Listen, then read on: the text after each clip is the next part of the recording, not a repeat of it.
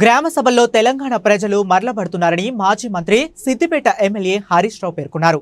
గ్రామ సభలు రణసభలుగా మారాయంటే కాంగ్రెస్ సర్కార్ ఫెయిల్యూర్కి నిదర్శనం అని హరీష్ రావు చెప్పారు.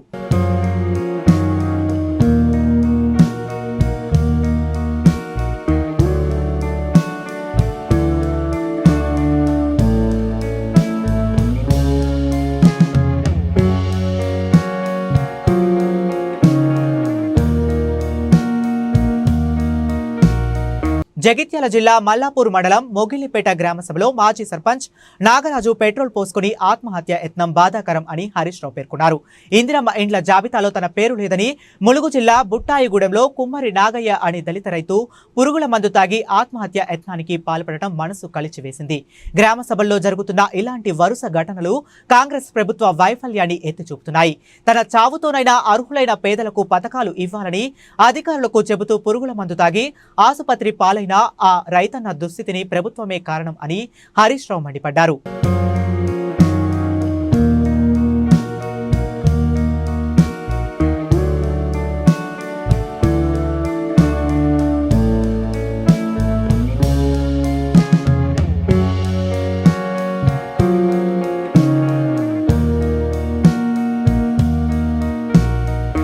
ఏ పథకం చూసినా రుణమాఫీ చూస్తే 30 పైసలు అయింది, 60 పైసలు, 70 పైసలు ఇంకా కాలేదు. వ్యవసాయ కూలీల పథకం 6 పైసలకి ఇచ్చిండ్రు, 94 పైసలు ఎగబెట్టిండ్రు. రైతు భరోసా చూస్తే వానకాలం ఎగ్గొట్టిండ్రు, యాసంగికి కూడా 6,000 ఇస్తామంటున్నారు.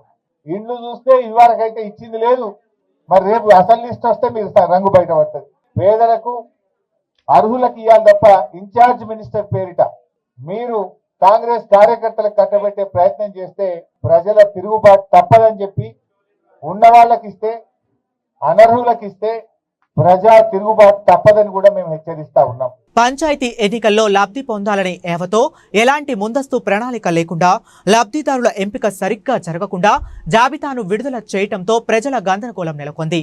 దీంతో పాటు కాంగ్రెస్ పార్టీ ఎమ్మెల్యేలు, నాయకులు కాంగ్రెస్ పార్టీ కార్యకర్తలకే పథకాలు అంటూ బాహాటంగా ప్రకటించడంతో గ్రామ సభల్లో లబ్ధిదారుల ఎంపిక ప్రక్రియ పట్ల ప్రజల్లో ఆందోళన మొదలైంది.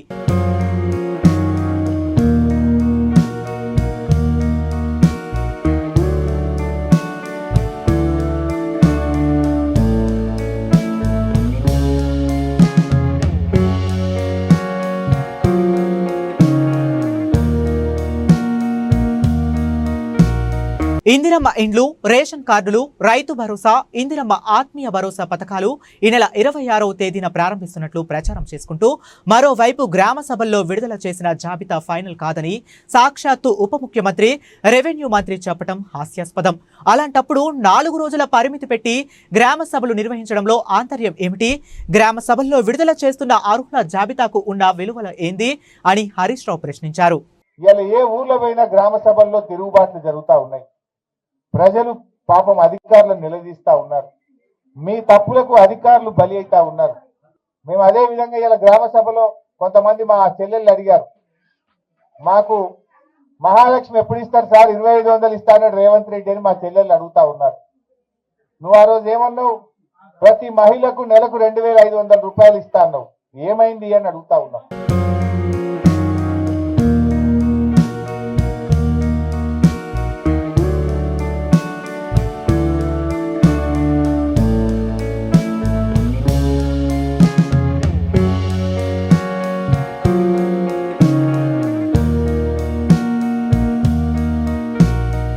నాలుగు 400 రోజుల పాటు అన్ని వర్గాల ప్రజలను విజయవంతంగా మోసం చేసిన కాంగ్రెస్ పార్టీ చారిత్రాత్మక గణతంత్ర దినోత్సవం అయిన జనవరి 26న మరో మోసానికి సిద్ధమైంది.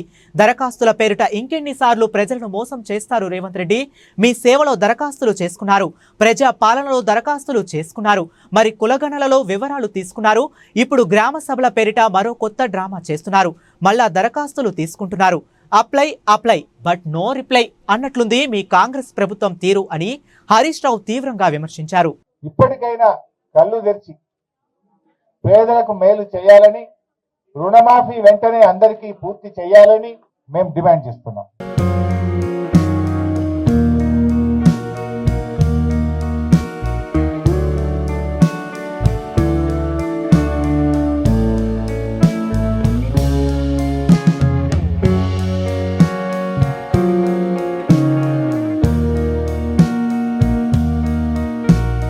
సంక్షేమ పథకాలు పేదలకు అందించాలనే ఆలోచన కంటే కోతలు పెట్టి ఎలా అందకుండా చేయాలన్న దానిపైనే కాంగ్రెస్ దృష్టి ఉంది.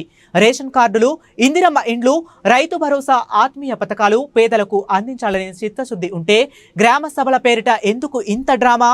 ఐటీలో మేటిగా ఉన్న తెలంగాణలో ప్రజలు పనులు వదులుకుని రోజుల పాటు గ్రామ సభల్లో నిరీక్షించాల్సిన అవసరం ఏమొచ్చింది? లబ్ధిదారుల ఎంపికల్లో పారదర్శకత పాటించాలనుకుంటే టెక్నాలజీ ఎందుకు వినియోగించుకోవటం లేదు? దరఖాస్తుల పేరిట దగా చేయటం తప్ప ఏడాది పాలనలో మీరు చేసిందేముంది? గ్రామ సభల సాక్షిగా తిరగబడుతున్న జనం ఎక్కడికక్కడ నిలదీస్తున్న దృశ్యాలు మీ పాలనా వైఫల్యాన్ని ఎత్తి చూపిస్తున్నాయి. 100 రోజుల్లో 6 గ్యారంటీలు అమలు చేస్తామని చెప్పి ప్రజలను ముప్పు తిప్పలు పెడుతున్న కాంగ్రెస్ ప్రభుత్వం ప్రజల పాలిట అభయ హస్తం కాదు, భస్మాసుర హస్తం అని హరీష్ రావు నిప్పులు చెరిగారు. రాష్ట్ర ప్రజలారా, ఆత్మహత్యలు పరిష్కారం కాదు.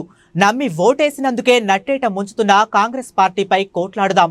హక్కుగా రావాల్సిన పథకాలను సాధించుకుందాం. బీఆర్ఎస్ పార్టీ మీకు అండగా ఉంటుంది. ధైర్యం కోల్పోవద్దని, ఆత్మహత్యలకు పాల్పడొద్దని రాష్ట్ర ప్రజలకు పిలుపునిస్తున్నాం అని హరీష్ రావు పేర్కొన్నారు.